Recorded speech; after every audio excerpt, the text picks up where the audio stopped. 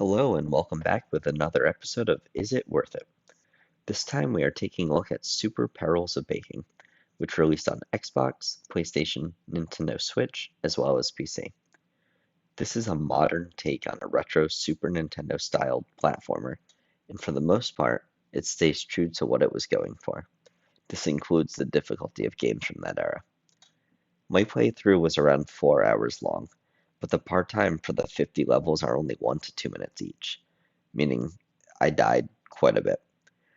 Earlier levels are not that difficult, but the difficulty begins ramping up as you progress.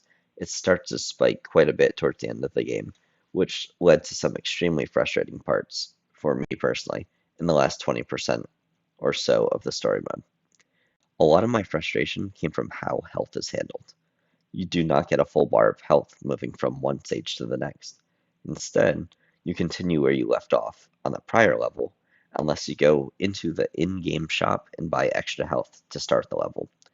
The issue I had there was if I were to die and have to restart on that level after I had bought the health, I didn't get to keep the health I bought from the shop. I'd have to go back to the menu, spend more coins, and start again. I would escape sometimes the prior level with low health near the end of the game, and it just set up frustration for that next level. Each level has one checkpoint, and it was a struggle to get there at times. But when you finally do, I felt like that was the largest hurdle, as each checkpoint will spawn health for you on each retry. So once you got to that point, you had a much easier time actually finishing each level.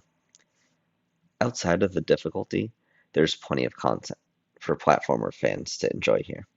There are multiple collectible types. There are secret levels. There's New Game Plus. There's New Game Plus levels specific to that mode.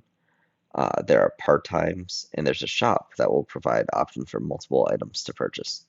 That covers pretty much anything that I could think of that someone would want in a collectible based platforming game, and this game has that.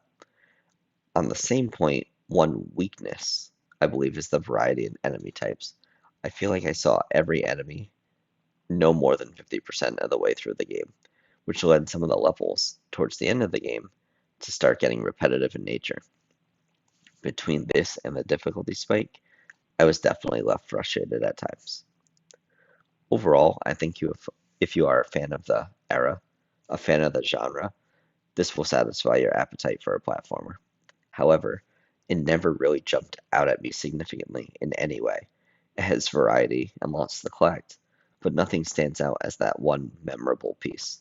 It is a game that isn't a popular genre, and there are other places I would start if recommending this to someone new. It is far from a bad game, maybe just not a memorable one. That's it for this episode of Is It Worth It? If you like this video, be sure to like and subscribe for future content. Thank you.